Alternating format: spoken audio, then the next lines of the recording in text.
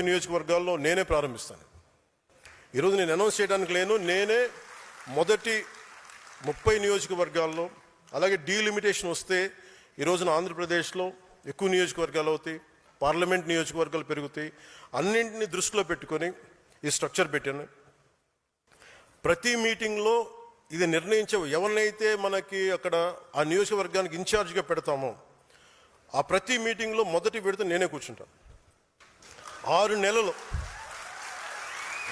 నెలల్లో నేను మీతోటి మిమ్మల్ని తీసుకొని సాధకులతో మాట్లాడి, కీలకమైన ఉద్యమ సభ్యులతో మాట్లాడి, మీ ఇన్పుట్స్ తీసుకొని మన అందరితో మాట్లాడి ఇంక చేసిన తర్వాత ఈయన ఇన్ఛార్జ్ అన్నప్పుడు అందరూ ఆయనతో పనిచేయాల్సిందే. ఆయన మన కోసం పనిచేయాల్సిందే. అంతేగా పక్క రాష్ట్రంలో అక్కడ ఒక పార్టీ పెట్టి విజయం సాధించి ముఖ్యమంత్రి అవ్వగానే మన ఆంధ్రప్రదేశ్లో చాలామంది మీరు కూడా అలా చేసి ఉండాల్సిందని చెప్పి నాకు తెగ మెసేజ్లు పంపిస్తూ ఉన్నారు. ఊళ్ళో పెళ్లికి ఏదో హడావుడి ఉంటారు కదా,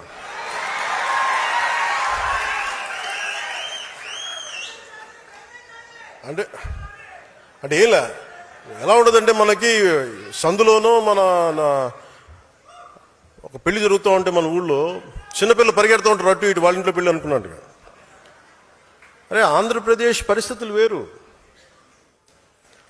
సరే వీళ్ళు చెప్పినట్టుగానే మనం కూర్చొని 2019 నిలబడ్డాం. ఎక్కడ పెట్టారు? 2 చోట్ల ఓడించారు కదా. పోనీ ఎవరైనా నిలబడ్డారు ఆ రోజున నాయకులు అంటే అందరూ పారిపోయారు కదా. సో అందుకని కంపారిజన్ పెట్టకండి.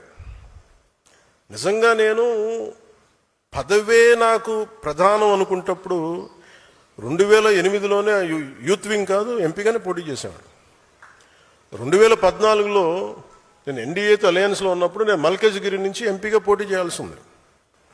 బట్ నేనేమనుకున్నానంటే, ఎందుకు చెప్తున్నాను ఇదంటే, నేను ఒక పార్టీని నడపాలి, ఇది సమాజంలో మార్పు పట్టుకు రావాలంటే నాకు తెలియాలి కదా కష్టం.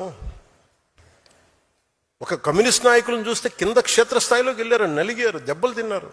ఒక కాంశీరామ్ దెబ్బలు తిన్నాడు, నలిగారు. ఒక పార్టీని నడపడం ఏదో కూర్చోబెట్టి ఎదిగేయటం వచ్చేయటం పదవిలో కూర్చోవడం కాదు. ఎలా నడపగలం? ఒక సమూహాన్ని నీతో పాటు నడిపించాలని నీకు ఎంత సత్తా ఉండాలి, ఎంత అవగాహన ఉండాలి నీకు.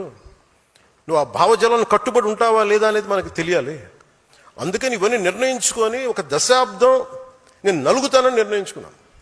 అది 2007 నుంచి మొదలుపెట్టిన ప్రయాణం 2014-18 దాకా అలా నడుస్తూనే ఉన్నా. నలిగాను దశాబ్దం. ఆ తర్వాత 2019 చేశాను. ఎంత గెలుస్తానో తెలీదు, ఓడిపోతానో తెలీదు. బట్ అసలు ఐ వాంటెడ్ ఎక్స్పెరిమెంట్. చూద్దాం ఏం జరుగుద్దు. దెబ్బ తినకుండా ఏది రాదు. అదే 2024కి దాని గురించి మళ్ళీ వివరిస్తాను మీకు. అంటే ఇవన్నీ నేను ఒక పార్టీని నడపడానికి ఎంత బలం ఉండాలి, ఎంత భావజాలం ఉండాలి, ఎన్ని కఠినమైన పరిస్థితులను ఎదుర్కొంటే తప్ప నేను నడపలేని పార్టీని.